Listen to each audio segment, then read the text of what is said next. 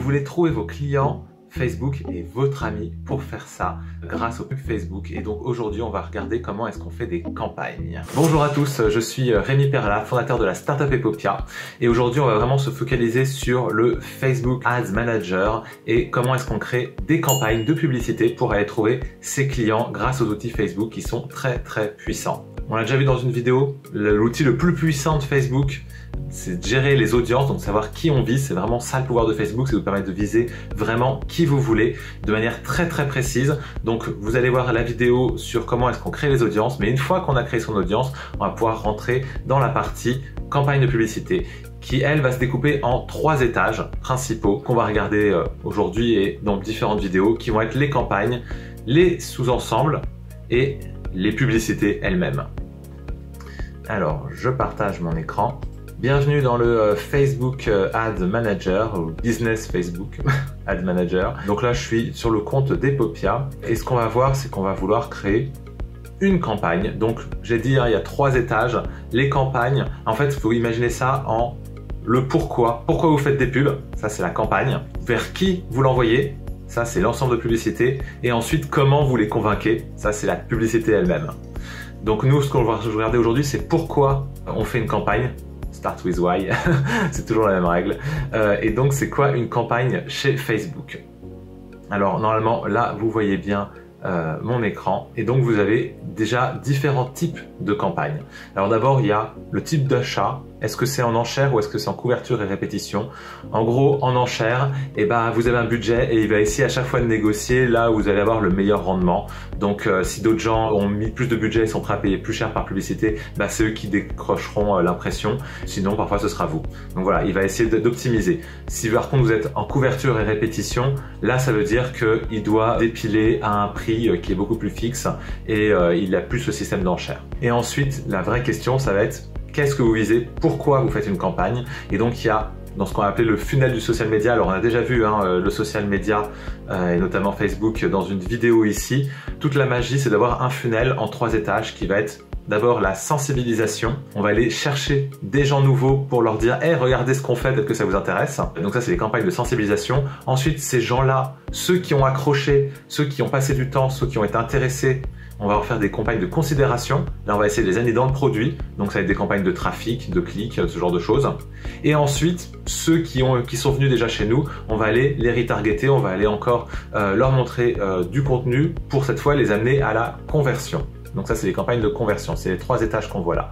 Donc dans sensibilisation, on va retrouver notoriété, marque ou couverture.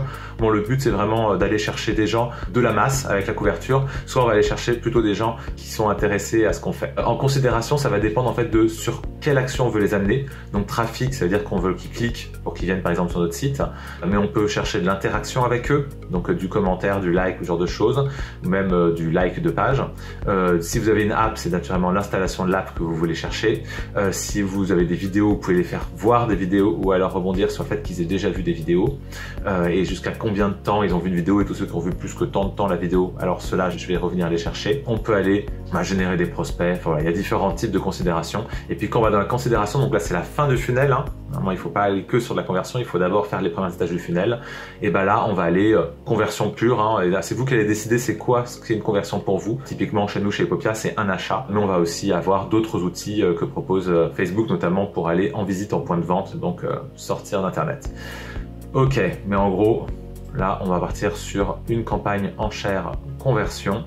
Et on va continuer pour voir ce que ça nous demande d'autre, parce qu'il y a d'autres options à voir au niveau de la campagne. Et c'est parti, on va nommer la campagne, ok, soit. On va la nommer plop. Et ensuite, alors, si jamais vous êtes dans un domaine qui est un peu particulier et qui a des règles, par exemple si vous êtes dans le crédit, si vous êtes dans l'emploi, le logement, les enjeux sociaux et politiques, bon, vous faut le déclarer. Parce qu'il y a des règles particulières dans Facebook sur les affichages là-dessus ou sur les personnes à qui ils l'affichent, où ils ont des contrôles particuliers dessus pour être sûr que c'est pas n'importe qui fait n'importe quoi. Bon, nous par exemple avec Epopia, on n'est pas dans toutes les catégories, on s'en moque. Donc là on va retrouver ce qu'on a déjà choisi, enchère et conversion. Donc ça c'est vraiment les tailles de la campagne. Ensuite il y a des options, par exemple il y a une option d'A/B test.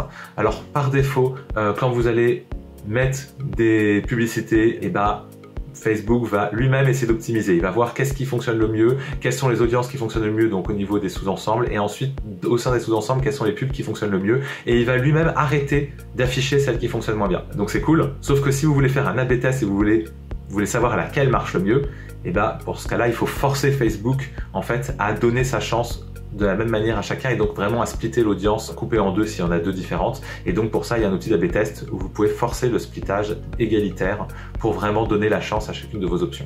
Et ensuite, dans les options de campagne, alors on va pouvoir définir un budget au niveau de la campagne. Après, c'est pas au niveau de la campagne qu'elle va se gérer, hein. Le budget, ça va être plutôt au niveau des sous-ensembles. Il n'empêche que là, déjà, on peut poser un budget. On va déjà définir combien est-ce qu'on veut vraiment dépenser de base. On peut mettre un budget quotidien, mais on peut le mettre plutôt global, avec une date de début et une date de fin de la campagne. Et pendant cette période-là, je veux dépenser tant. Par exemple, type agence de com, c'est plutôt comme ça qui fonctionne parfois. Et ensuite, il va y avoir des stratégies.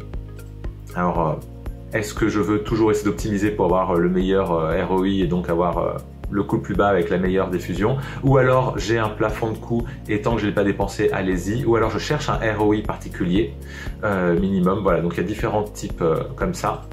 Et puis, ça c'est aussi quelque chose de très sympa, c'est que vous pouvez choisir quand vous voulez que les pubs se diffusent selon un calendrier précis. Par exemple, vous savez que vous, de toute façon, vous ne vendez que entre 22h et 23h. C'est l'heure où vous avez un taux de conversion de folie. Donc, vous voulez vraiment que vos pubs, elles tournent plutôt entre 21h et 23h. Au-delà, ça vous intéresse plus, de toute façon, vous vous convertissez plus. Et bah, vous pouvez faire un calendrier de publicité pour dire que c'est plutôt ces jours-là, à cette heure-là que vous voulez le diffuser. Alors, ça ne marche pas si vous avez un budget quotidien.